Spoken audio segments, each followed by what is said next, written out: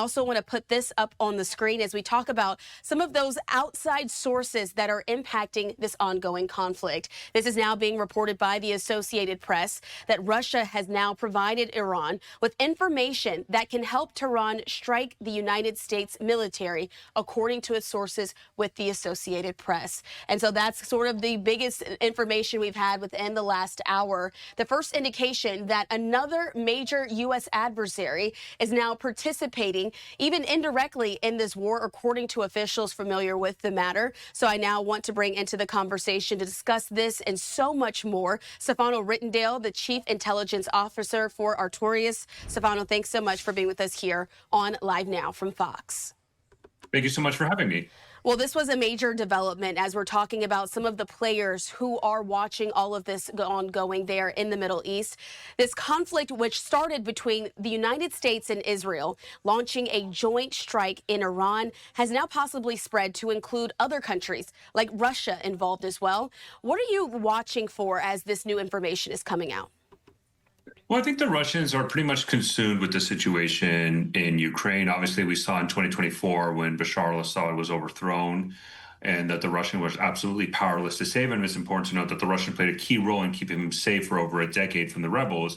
But the war in Ukraine has really consumed them. But it's not really surprising that they're giving intelligence support to Iran, that then Iran can leverage to conduct a lot of strikes against U.S. forces and interests across the Middle East. Russia does have very significant signal intelligence capability, imagery intelligence capability, but a network of people as well that they would gladly pass on to Iran as a way to kind of solidify their alliance with Iran and kind of hit back at the United States for our support with Ukraine.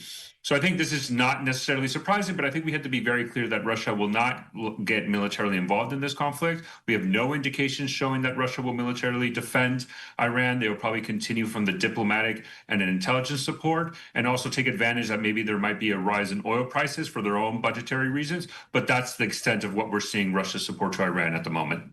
All right. And so as we're talking about this, some of the additional reporting has now come out that since the war began on Saturday, Russia specifically passed Iran the locations of U.S. military assets, including warships and aircraft as well. This is according to other officials who are watching all of this unfold in the region. I have to ask you, Stefano, we do know that that assistance now possibly brings in the fact that one of America's chief nuclear armed competitors, again, is contributing directly in this. What do we know about the nuclear capabilities of Russia, and would they be able to aid Iran at this point to try to get back what Iran has lost during some of these ongoing attacks? Well, obviously, Russia is, one of the largest nuclear powers and very well extensive history of using and developing nuclear weapons, obviously. But in context with Iran, we did see after the 12-day war last year between Israel and Iran, Russia wasn't really able to provide that much support to Iran to rebuild their military capabilities simply because, again, they're consumed with the situation in Ukraine, and a lot of their own military domestic production is going to fulfill those requirements because Russia is suffering significant amount of casualties in its war in Ukraine. So, tens of thousands of Russian soldiers are dying every month, significant toll on aircraft, tanks, and armored personnel carriers, to name a few. And Russia really has to prioritize that, but that doesn't limit Russia's ability to provide some level of support to Iran, even if it's just intelligence support or some equipment. It's important to note that Iran's military is very much dependent on Russia's military technology, and any loss that Iran has in that department, it's very hard for them to replace it because of the issues that I highlighted earlier with Ukraine. So Russia will continue to provide intelligence. They probably are enabling some of the strikes that we're seeing in Iran, but it's not really a determinative factor for much else. And right now, Iran's on the rope, and clearly President Trump has indicated that regime change is the priority. And speaking of President Trump, before we get to some of the latest comments that he made, he put out a statement on social media. I still want to stick with some of those international factors as well. China, we've all been watching to see how they would be playing a role, if at all, in this conflict. What are you hearing there, Stefano? Right. So there was an interesting report earlier from CNN that indicated that China is maybe debating sending financial or even some equipment support to Iran. It's important to note that a lot of specifically the fuel and the rocket components that Iran uses to build their ballistic missiles actually come from China. And they're an integral part in kind of the Iran's overall supply chain for the ballistic missile program. So we did get some reports that China is considering increasing that level of support and even the financial aspect, but they're very concerned about U.S. retaliation as well as U.S. sanctions. And obviously, we do know that President Trump and President Xi are set to meet soon in China. And I don't think China really wants to have that much that might rock the situation with this visit. We've actually seen an interesting drop in Chinese, even just air operations near Taiwan, and clearly it's tied to this visit. So it's very likely that at least in the next couple of weeks, China might take a steep step back to see where the situation is going. But regardless, China historically has played a very minimal role in supporting their allies and partners around the world. We've seen with Pakistan and India, the war that happened there, China provided minimal support to Pakistan, even though they refer to Pakistan as, quote, their all-weather ally. So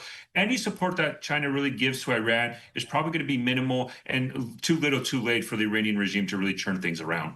Going to be something to continue to watch as we're looking at those international factors. But Stefano, I want to pivot to what President Trump said a bit earlier today. Putting this up on the screen for folks at home. This is a Truth Social post that he put out there saying this: there will be no deal with Iran except unconditional surrender. After that, the selection of a great and acceptable leader. We and many of our wonderful and very brave allies and partners will work tirelessly to bring Iran back from the brink of destruction. I want to stick really there with that first part, talking about unconditional surrender. From what we're watching and some of the military actions ongoing there in the region, is that what the U.S. is seemingly indicating with the approach that they've been taking?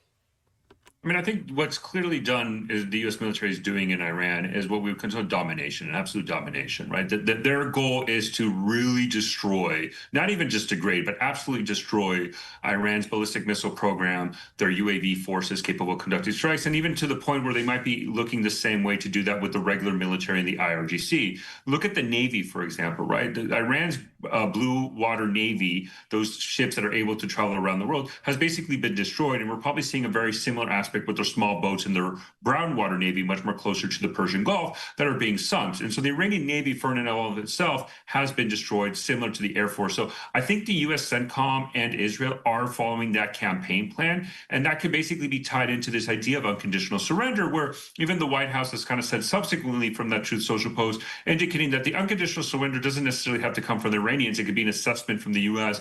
of basically the destruction of the Iranian military and the decapitation of the leadership, which we know a lot of members of Iran's senior leader have been killed already in joint U.S. and Israeli operations.